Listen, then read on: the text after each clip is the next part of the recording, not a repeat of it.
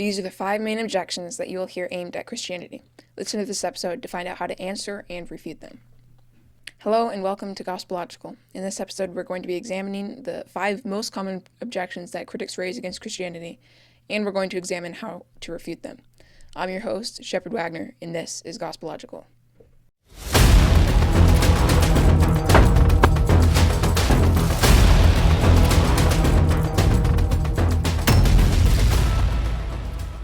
Probably one of the most common objections to Christianity, among the top 2 or 3, is the problem of evil. This is a very common objection. Every non-Christian has the question, if God is good, why doesn't he stop all the evil and suffering in this world? Let's break this down into 2 simple terms. The objection is implying that there is something called evil in the world, and that if God were actually good, he would stop it. Assumption 1, evil. What is evil? This is the question that no atheist can answer. We would not be able to answer it either if not for God. You see, the Christian's definition of evil is something contrary to God's nature. But the atheist has no God. They have no immaterial concepts. So what is this moral feeling we all have inside of us that leads us to believe that murder is wrong, and that giving to the poor is good? C.S. Lewis, a former atheist, said this: "My argument against God was that the universe seemed so cruel and unjust. But how had I got this idea of just and unjust? A man does not call a line crooked unless he has some idea of a straight line. What was I comparing this universe with when I called it unjust?" C.S. Lewis, Mere Christianity. Lewis hits it right on the head here. He says that you cannot discern a crooked line without some idea of a straight one. The atheist cannot determine evil, the crooked line, if he doesn't have some idea of a concrete, objective standard of good, the straight line. You know what that description sounds like? God. The atheist will start choking on his tongue at this point because he realizes that he can't account for good and bad.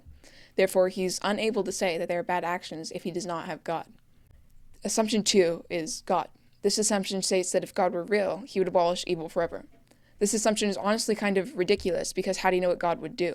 You're a finite human whose knowledge is the width of your brain, which is smaller than a soccer ball. So all your knowledge together is packed into a puddle of goo, smaller than a soccer ball. And you're determining what the perfect, omniscient, omnipresent, and all-powerful, eternal God would or would not do if he was good.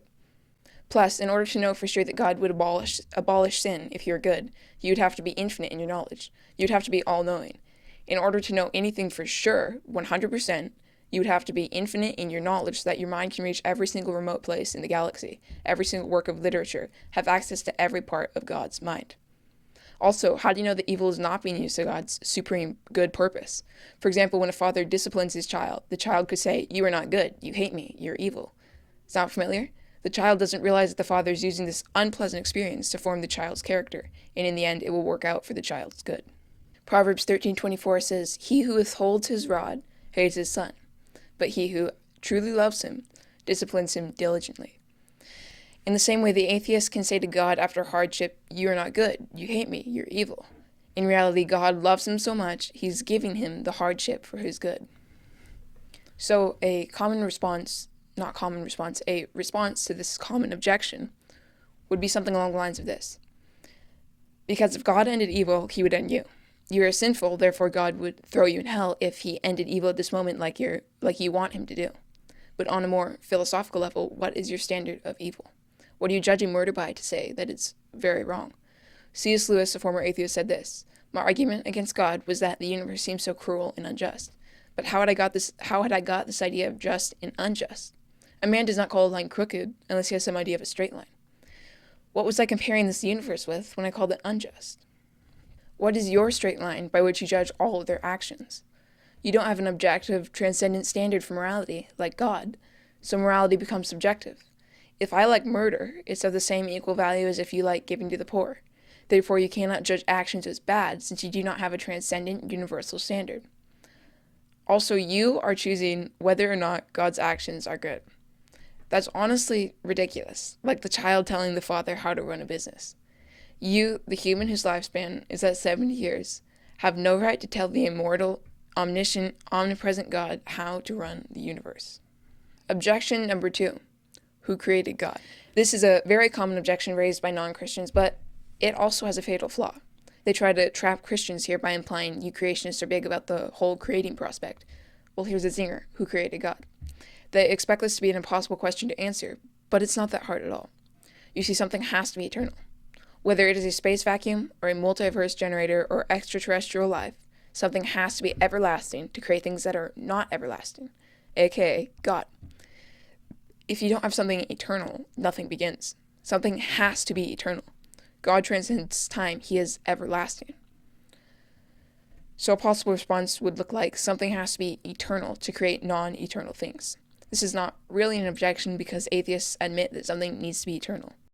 God is the perfect option for this. He is all-knowing, all-powerful, and omnipresent, unlike any space vacuum, multiverse, or UFO. Objection number 3. The Bible is full of errors. Every single atheist brings this up. They all say that the Bible has so many manuscripts and variants and errors that it's untrustworthy. However, this argument turns right around at them. Yes, the Bible does have many, many manuscripts, yet they all say basically the same thing.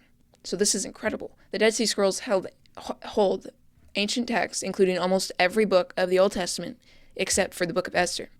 And when translators studied the text, they were amazed at the extraordinary similarity between the modern Bible and ancient texts found in a cave. Now, here's a real zinger for the Christian. The Bible has over 400,000 textual errors and variants. Therefore, the Bible must not be true. False. Guess what 99.9% of those errors and variants are? A, and, the, to, and others just like them. You see, if Mark uses a, and John uses an, that does not contradict the gospel message or theology in the slightest. Furthermore, take a look at the historical criteria for deeming whether a historical manuscript is trustworthy or not. Number 1, the bibliographical test. This tests to see the amount of manuscripts and their similarity. Number 2, external evidence. This tests to see if there's external, historical, and archaeological evidence outside of the manuscript. Number 3, the criterion of embarrassment. This tests to see if there are any embarrassing texts that the author would be very likely to leave out. Number 4, the criterion of multiple attestation. This tests to see if there are external historical figures who affirm the manuscript's claims. Number 5, the criterion of language and context. This tests to see if the language and context matches that of that certain historical period. And number 6, the criterion of coherence. This tests to see whether the manuscripts maintain cohesion and similarity throughout history. The Bible fits all of these perfectly, unlike any other historical manuscript we have. Therefore, the Bible is, by their own standards, the most reliable historical manuscript we have. So if you don't accept the Bible, you have no reason to accept the works of Plato or Aristotle or any other historical text, seeing as how they don't match all the criteria, but the Bible does. So a possible response to this objection would look something along the lines of this. The fact that the Bible has so many manuscripts actually proves its reliability because they are so incredibly similar.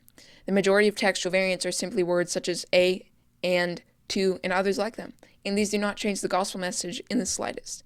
Furthermore, the Bible meets all of the criteria for historical manuscript reliability, unlike any other historical work of literature. Therefore, it is a fact that it is the most reliable manuscript we have, and it should be trusted above all else. Objection number 4. There is no proof for the resurrection. After what we've just covered in objection number 3, we see that the Bible is the most reliable text we have, therefore what it says should be trusted as true. This would be a good argument in itself.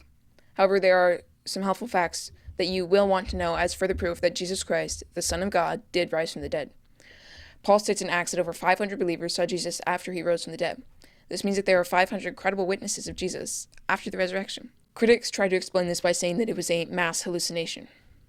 Really? 500 people all have the exact same hallucination at the exact same time?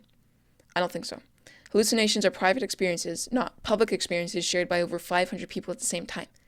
They'll also challenge the statement that 500 people saw Jesus after he died and say that this proof is invalid since Paul, a follower of Christ, recorded it. But Paul anticipates this. In the very next line, after saying over 500 saw Christ after the resurrection, he says, most of whom are still living. Paul's essentially saying, you don't believe me? Go ask them yourselves. They're still alive. They'll hold me accountable. Therefore, Paul is so sure of the resurrection that he's provided over 500 witnesses to fact-check his story. He must be pretty confident. Also, almost every one of the apostles was brutally executed, some in the worst way imaginable, crucifixion. And the ones who weren't executed lived a life of shame, persecution, and poverty. They gave up everything just for some random Jewish guy who claimed to be the Son of God. Then they went to their deaths for it. Nobody does that unless they really believe something. They wouldn't have gone to their deaths knowing that they're dying because of this story that they made up. They don't do that unless they really, really, really believe something, like the fact that Christ is God. Plus, the resurrection has external sources who affirm that Jesus' body was somehow removed from the tomb. Tacitus and Josephus, among others, both mention Jesus' resurrection in their historical accounts, and they were not Christians. So the resurrection has external proof and affirmation by external historians who were not followers of Christ. Finally, the resurrection account holds embarrassing info for the Jewish men. It records that the men were hiding, while the women were brave enough to leave hiding to go mourn for Jesus.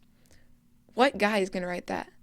Imagine Peter making up a story. Is he going to write, "I was terrified and hid in the back room with John, while the brave women left us, watched Christ be crucified, and then went to mourn for him, but we stayed in hiding because we were scared"?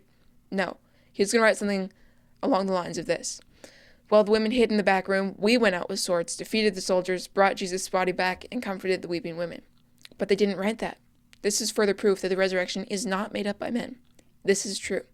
So a possible response to this objection will look like this. Not only is the Bible recorded as the most historically reliable text, but Paul says over 500 witnesses saw Jesus alive after the resurrection, most of whom were still alive and able to hold Paul accountable. Also, almost every apostle went to their execution after a life of poverty, persecution, of shame.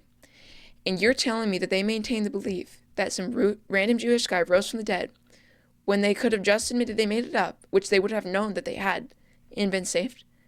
I don't think so. It doesn't work like that. Furthermore, the resurrection has external non-Christian sources who mention the resurrection. So this is not a made-up story. This is recorded by non-Christian historical scholars. And finally, the resurrection account contains very embarrassing info for the Jews who supposedly made it up. Nobody's going to make a story about themselves in which they are portrayed in a bad light. All this is proof that the resurrection is, in fact, true. Objection number 5. Why Christianity? This is an objection raised when the atheist realizes that he has lost the debate, but still fights to keep his ground. This is the last card that he has to play. But it still doesn't work. He says this: "Well, fine, you prove there must be a God. But that doesn't mean it's Christianity. There's tons of other religions I can pick from. Why not Buddhism? Or Islam? Or deism?" What you have to do in this scenario is to disprove every other religion.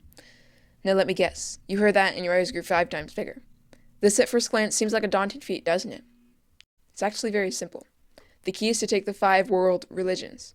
You have the main 5 religions in the world: Buddhism, Hinduism, Judaism, Christianity, and Islam. Buddhism and Hinduism are both pantheistic religions. They both teach a sort of oneism. This doctrine states that everything is one, everything is God. So the laptop is God, you are God, the tree is God, everything is one. There are no distinctions in anything. However, if everything is one, then the universe must be eternal. There is no separate God or being to create the universe, everything is the same. But it's an established fact that it is physically impossible for the universe to be eternal. The rate at which the galaxies are expanding, Einstein's theory of relativity, the sun's level of energy, these are all proof that the universe had a beginning.